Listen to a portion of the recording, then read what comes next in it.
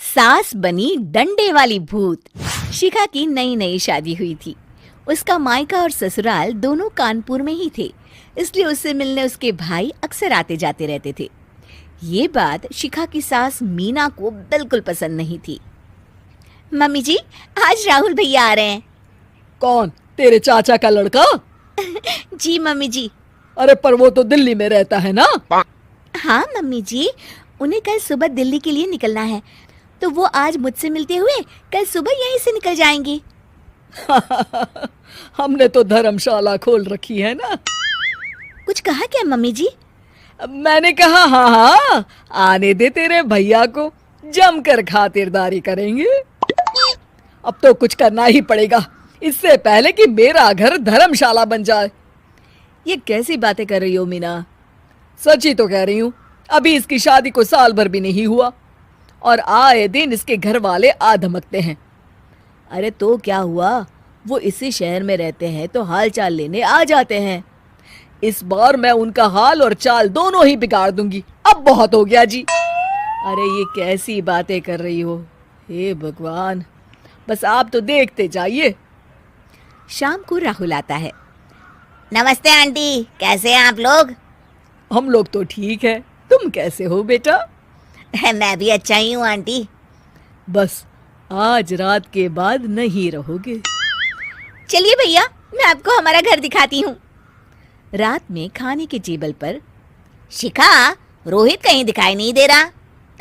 जी भैया, वो ऑफिस के काम से बाहर गए हैं, कल शाम तक आएंगे। अच्छा अच्छा।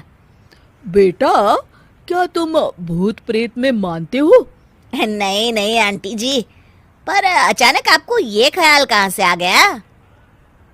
पता नहीं क्यों, कभी कभी मुझे लगता है जैसे रात के समय बैठक में कोई घूमता रहता है। ये आप क्या कह रही हैं मम्मी जी?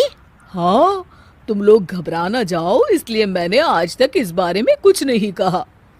ये आपका वहम होगा आंटी जी, ऐसा कुछ नहीं होता। हो सकता है। चलो अब मेरा सोने का टाइम हो गया है तो चलती हूँ मैं। शिखा बेटा, राहुल के सोने की व्यवस्था वहीं दीवान पर कर देना। जी पापा जी। अब चलिए भी। अच्छा, तो बैठक में सोने वाले हैं साहबजादे। क्या बड़बड़ा रही हो? कुछ नहीं, आप सो जाइए। मीना और महेश के सोने के बाद शिखा और राहुल आपस में बात कर रहे होते हैं, तभी डोरबेल बजती है। अरे आप! सरप्राइज! काम जल्दी खत्म हो गया तो मैं आज ही चला आया। ये तो बहुत अच्छा किया। देखिए राहुल भैया भी आए हुए हैं, आप दोनों का मिलना भी हो जाएगा। कैसे हो रोहित? मैं तो ठीक हूँ भैया। शिखा, मैं भी आज यहीं सो जाता हूँ, राहुल भैया से बातचीत भी हो जाएगी। अच्छा अच्छा, ठीक है। मीना आधी रात को उठती है, कंबल मुंह से पैर तक ओढ़ के डंडा लेके बैठक में आती है और देखती है दीवान पर चादर ओढ़े कोई लेटा हुआ है। देखो तो कैसे मजे से सो रहा है बहन के ससुराल में। मीना ताबड़तोड़ 4-5 डंडे मार देती है। अरे मर गया, अरे बचाओ बचाओ, कौन है? मीना जल्दी से अपने कमरे में भाग जाती है। हे भगवान, ये मैंने क्या किया? ये रोहित कहाँ से आ गया?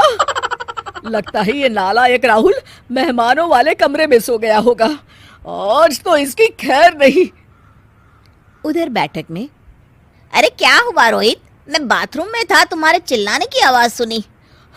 पता है भैया, मैं सो रहा था, अचानक से कोई आकर मुझे डंडे मारने लगा। ये क्या कह रहे हो? लगता है तुम भी आंटी की तरह भूत प्रेत में मानते हो। नहीं नहीं भैया, सच में कोई आया था। मैं तो जा रहा हूँ मेहमानों वाले कमरे में सोने के लिए। इस समय अपने रूम में जाऊंगा तो शिखा की नींद खराब हो जाएगी।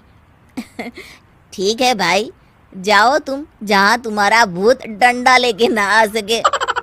थोड़ी देर बाद मीना कंबल ओढ़ के डंडा लेकर मेहमानों वाले कमरे में पहुंच जाती है। वो बिस्तर पर सोए रोहित को फिर डंडों से मारने लगती है।